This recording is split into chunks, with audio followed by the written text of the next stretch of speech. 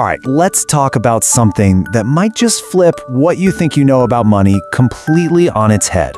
We're going to dive into this really powerful idea that when it comes to financial success, it's not so much about how smart you are, it's about how you act.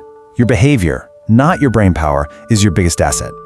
So let me just start by asking you this. Does that sound possible? A janitor, somebody with a pretty modest salary, building up a massive fortune? I mean, it kind of goes against everything we're taught about wealth, right? You're supposed to need a high-powered, high-paying job for that. But this isn't some made-up story. A janitor by the name of Ronald Reed, when he passed away back in 2014, his net worth was a jaw-dropping $8 million. Yeah, you heard me right, $8 million. And here's the kicker, the really important part. He didn't win the lottery. He didn't get some huge inheritance. He just saved what he could every single time and patiently invested that money in solid blue-chip stocks for decades. He just let compounding work its magic. His story really is the perfect way to get into our main idea today. And this quote from Morgan Housel's book, The Psychology of Money, just nails it. It's not about complicated math or secret formulas. It's about getting a handle on a few key behaviors. So let's jump into the first one. So this first big idea is all about understanding that getting a great return on your investments actually has a price. But it's probably not the kind of price you're thinking of. You know, think about it like this. If you want a really nice watch, you go to the store and you pay for it, right? You accept that getting something valuable costs money. Well, investing is the exact same. It's just that the currency is totally different. So what is this price? It's the emotional gut punch of the market's wild swings. It's that knot in your stomach you feel when your portfolio drops. It's the doubt that whispers in your ear, making you question all your decisions. It's the uncertainty about what's going to happen next, and the regret of thinking, oh, I should have sold, or I should have bought. That stuff, that's the fee you have to pay. This Netflix example makes it hit home. I mean, imagine you'd invested in them a decade ago. You'd be sitting pretty today. But could you have held on tight back in 2011 when the stock just completely cratered, falling 80%? That sickening feeling of watching your money just vanish into thin air? That right there, that is the price of admission if you want those incredible long-term gains. Okay, let's move on to the next big behavioral hurdle. And oh man, this is a big one. I'm talking about the comparison trap. This is that dangerous game of always looking over your shoulder at what everyone else has. You know, our modern world is just an engine for creating both incredible wealth and incredible envy. It is so easy to see someone with more, a bigger house, a fancier car, and all of a sudden, what you have just doesn't feel like enough anymore. The goalpost for what it means to be rich just keeps on moving further and further away. Let's play this out. Imagine a doctor, a specialist, pulling in $500,000 a year. By pretty much any standard, this person is wildly successful, totally financially secure. They feel rich.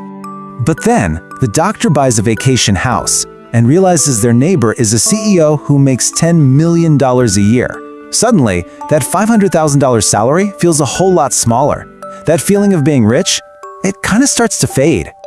But hey, the CEO must be happy, right? $10 million a year? Nope. Turns out, his buddy from back in the day is Michael Jordan, who's worth around $2 billion. Now, next to that, a $10 million salary, well, it looks like chump change. You can probably see where this is headed. Because even Michael Jordan might find himself at some fancy party with Jeff Bezos, who's worth somewhere around $200 billion. The game just never ever ends. There is always a bigger fish. So the whole point here, the really crucial takeaway, is that you have to be the one to decide what enough is for you.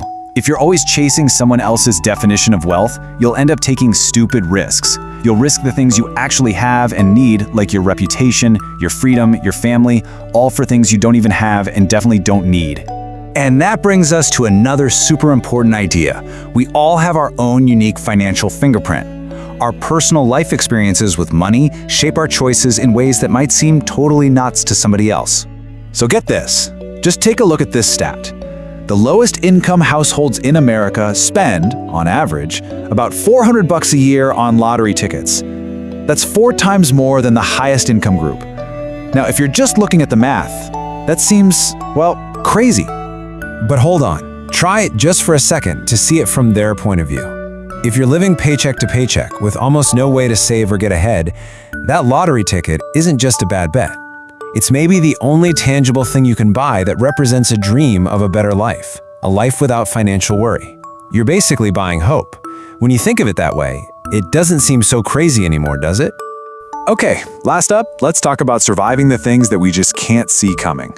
Because history is really just one big story of one surprise after another, and your financial plan has to be ready for that. I mean, just look at this timeline. The Great Depression, World War II, the 2008 financial crisis, a global pandemic. These massive, world-changing events were practically impossible to predict, but boy, did they have a huge impact on the market. These kinds of shocks are a regular, if totally unpredictable part of the landscape. There's a name for these. They're called black swan events. They are total outliers, they hit with extreme impact, and then, after the fact, everyone comes up with stories to make it seem like we should have seen it coming all along, but we couldn't have. And this is exactly why trying to predict these things and jump in and out of the market is just a loser's game. Just look at these numbers. If you just stayed invested in the S&P 500 for 20 years, your return would have been almost 300%. But if you panicked and missed just the 4 best days in that entire 2-decade stretch, your return gets slashed almost in half. The price you pay for trying to be clever is just enormous. So it all comes down to this. The most important skill in finance has almost nothing to do with how smart you are. It's not about math, it's about being the person who can just hang in there the longest. It's about building a plan that's durable enough to survive the chaos and the surprises so you can just let your money do its thing and compound for years and years. It's the ability to endure. So we've seen that those amazing long-term returns, they come with a non-negotiable price tag, an emotional price of fear, doubt, and uncertainty. The single biggest factor in your own success is going to be your ability to pay that price without freaking out. So the final question really is for you. Now you know what the price of admission is. Are you willing to pay it?